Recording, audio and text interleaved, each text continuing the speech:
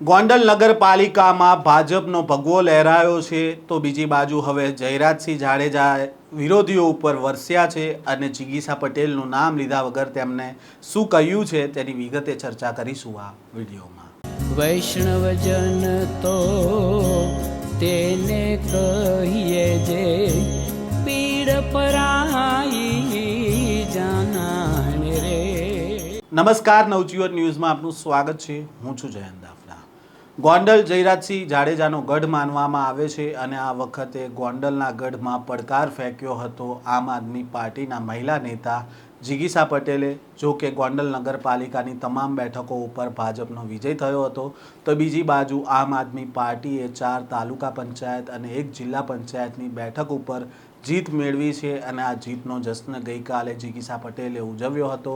તેમના સમર્થકોએ તેમને ખભે બેસાડ્યા હતા અને ત્યારબાદ જિગીસા પટેલ ત્યાં ઉજવણી કરતા પણ જોવા મળ્યા હતા। જો કે જિગીસા પટેલને ખભે બેસાડનાર લોકો અને જિગીસા પટેલને જયરાજસિંહ જાડેજાએ તેમના ઉપર પ્રહાર કર્યા હતા। જ્યારે ગઈકાલે રાત્રે ગોંડલમાં જે નગરપાલિકાના ઉમેદવારો છે તેમની જે જીત થઈ છે તેમના જીતના જશ્ન માટે જે સભા બોલાવવામાં આવી હતી તેમાં જયરાજસિંહ જાડેજાએ જિગીસા પટેલનું નામ લીધા વગર તેમને વીજુડી કહ્યા હતા અને જિગીસા પટેલ ઉપર પ્રહાર કર્યા હતા કે તેમણે બીજાના ખભે બેસીને તેઓ જે પ્રકારે નાચી રહ્યા છે તે તેમના સંસ્કાર બતાવી રહ્યા છે। સાથે તેમણે કહ્યું કે 2027માં જે રસ્તેથી આવ્યા છે એ રસ્તેથી તેઓ પાછા જશે તે પ્રકારના પ્રહારો કર્યા હતા। પહેલાં તો જયરાજસિંહ જાડેજા દ્વારા શું કહેવામાં આવ્યું છે જિગીસા પટેલને તે સાંભળો। ગોંડલને મિર્જાપુર કીધું, ગોંડલને ગુંડાગીરી કીધી, એનો જવાબ તમે જે રીતે આપ્યો છે ને, આપણે તમાચો માર્યો એમ કહી છે। તમાચો એટલે એક ગાલ થયો, તમે 2 ગાલે તમાચા માર્યા છે, 2 ગાલે। હું આજના દિવસનું આખું વાતાવરણ જોતો હતો એટલે મને હજી અર્ધેવા આપણી વિજય સભા છે કે આપણે હારીને પછી આ ઉત્સવ મને તો નક્કી નથી થતું। હમણાં ચૂંટણીમાં મને ગોંડલ અને શહેરે અને તાલુકા કાંઈ કામ નહોતું હોય। હું નવરા બેઠો બેઠો ઓફિસમાં 42-43 ડિગ્રી ગરમ ટાઈમ કાઢવા માટે હું પ્રયત્ન કરું એટલે મેં લોક ડાયરા ખૂબ જોયા। એટલે અમારા સ્ટાફે કીધું કે બાપુ કંઈક હાસ્યરસ જેવું આપણે કાઢવું છે તો કાઢો ને। એમાં મને વીજળી ચડી।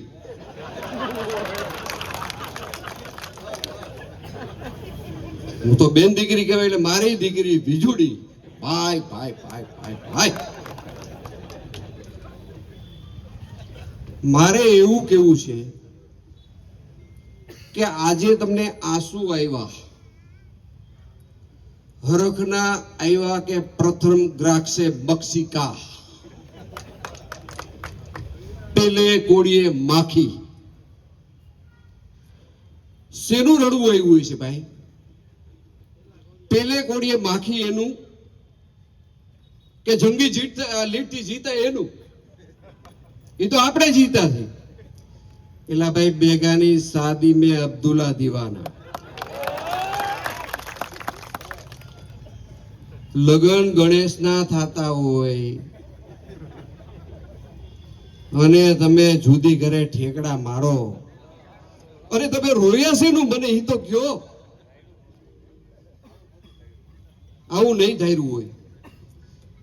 તમને આટલું બધું રોણું શેનું આવી ગયું? તમે ધાર્યું તું કાંઈ અને નીકળી ગયું કાંઈ। હવે હું એવી સ્પષ્ટતા ઉપર આવું છું કે તમારી કલ્પનાથી બહાર લોકોએ 1 ગાલે નહીં પણ 2 ગાલે તમાચો માર્યો। ઈ તમાચો તમને તમતૈમો અને એમાં ઉપર દાદાની મહેરબાની 44 ડિગ્રી એ બળતરામાં તમારાથી રોવાઈ ગયું। મારું માનવું આવું છે। બીજું મને એક આ ચૂંટણીમાં બહુ નવાઈની વાત લાગે છે। આપણે બધા લોકશાહી સાથે જોડાયેલા છીએ. લોકશાહી પર્વની ઉજવણી એટલે ચૂંટણી. તમે, હું અને નાના કાર્યકર્તા, મોટા કાર્યકર્તા, આપણે બધા જ એમાં જોડાયેલા છે. એમાં મને નવાઈ લાગી કે વીજળી ઘડીક થઈને સેન્ટ મેરીના ઝાપે જાય, અમારી પેટીઓ ક્યાં? એટલે પોલીસે એવું કીધું કે બેન અહીં ન હોય, આ પ્રતિબંધિત એરિયા છે, તમારે હસાવો હોય કે રડાવો હોય તમે બીજે ખેલ કરો, આ સ્ટ્રોંગ રૂમ છે. પણ એ કહેવતમાં મને વાત કરવાની મજા નથી આવતી. મંચ ઉપર બહેનો જાજા છે ને, આપણે દહીં જમાવવું હોય તો હું ભાવનાબેનને જ પ્રશ્ન પૂછું કે ભાવનાબેન, દહીં જમાવવું હોય તો મારી સમજમાં એવી વસ્તુ છે કે તપેલીમાં દૂધ નાખી દેવાય. ભાવનાબેન બરોબર છે ને? એમાં થોડુંક મેરવણ નાખી દેવાય, પછી એ છીબું ઢાંકી દેવાય. આખી રાતમાં 8 વાર છીબું ખોલ્યું. આ હું ખોટું બોલતો ભગવાન ના છોકરો. મને પોલીસ સ્ટાફે કીધું, મને ઘણા કાર્યકર્તાએ કીધું, 8 વાર છીબું ખોલ્યું. પાછું છીબું ખોલ્યું એટલું નથી, છીબું ખોલીને એમાં આંગળી અડાડી કે આ જામ્યું છે કે નથી જામ્યું, એની ખાતરી કરવામાં 28ની હવાર પડી ગઈ. એ કોકડું થઈ ગયું. એ નો થાય કે કાગડા કૂતરા કોઈને અડે નહીં, એવું થઈ ગયું. હું બીજી વાત તમને મિત્રો એવી કરું કે દાખલા તરીકે ગોંડલ શહેરનો અને ગોંડલ તાલુકાનો સાગમટે જમણવાર હોય તો એઠવાડો નીકળે કે નહીં? પણ નીકળે કે નહીં એનો જવાબ હટી ના આપો એમ. તો એઠવાડો તો નીકળે જ ભાઈ, હવે નીકળે જ.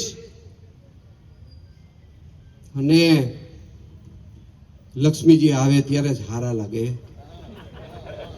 પનોતીજી અને લગભગ દક્ષિણ દિશામાં જ ગયા છે. એ તો ખૂબ સારું કહેવાય. શાસ્ત્રોક્ત વિધિ પ્રમાણે ખૂબ સારું કહેવાય. હું વાત 2027ની કરું કે તમારે જેટલી ઉંમર થઈ છે ને, એટલા વર્ષથી હું આ ગામમાં જનતાના વિશ્વાસથી બેઠો છું.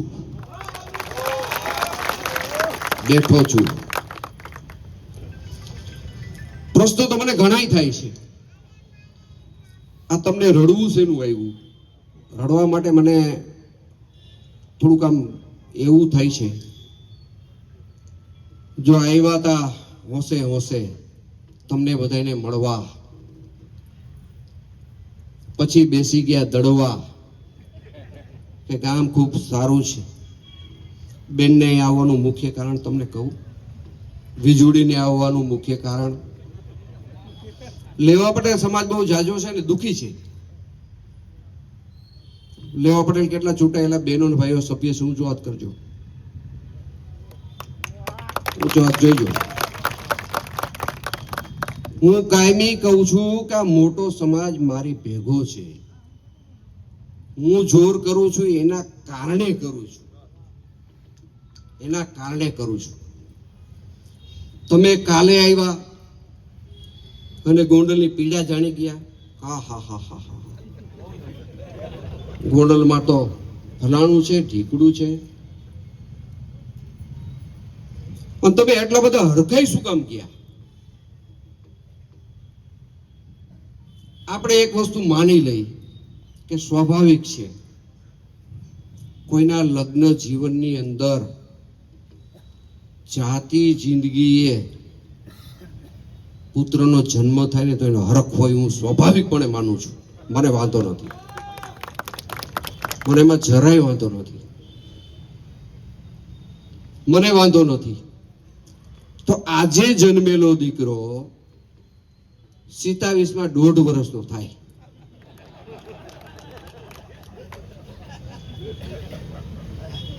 એને સાચવવા માટે જ આપણે ઘરે રહેવું પડે.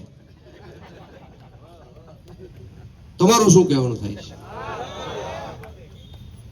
ઈ મોટો થાય ને એને લગ્ન થાય ને ઈ પેઢીની અપેક્ષા પછી રખાય. આ ગોંડલની તારીખ તાસીરને ઓળખવામાં મારે 10 વર્ષ ગયા છે. આઈનો છું છતાંય તમને 8 મહિનામાં ખબર પડી ગઈ બધી. કાંઈ આમ છે, અહીં તેમ છે, અહીં ગુંડાગીરી છે, અહીં ફલાણું છે, અહીં તો રોડ સારા નથી. એક જગ્યાએ ગયા હતા ત્યાં કોઈક બેનું રકજક થઈ ત્યાં ભાગી ગયા. અને આપણું બધાને ધ્યાન રાખવા માટે આવ્યા છે. તમે એક હાસ્યનું પાત્ર બનીને આવ્યા. મેં જા જમણવારમાં એઠવાડો કીધો તમને, એઠવાડો. તમે હાસ્યનું પાત્ર બનીને આવ્યા. લોકશાહી છે આવ્યા એનો મને વાંધો નથી, પણ તમારા મનમાં કઈ ફાંકો હોય ને તો કાઢી નાખજો. મારું આ રેકોર્ડિંગ કરી લેજો, મારું આ રેકોર્ડિંગ કરી લેજો. 27માં તમને જે રસ્તે આવ્યા છો એ રસ્તે નહીં. તમે ભાન ભૂલી જાઓ કે આપણે વતનમાં ક્યાંથી જવાનું છે. એવો રસ્તો તમારા માધ્યમથી તમારે બતાવવાનો છે.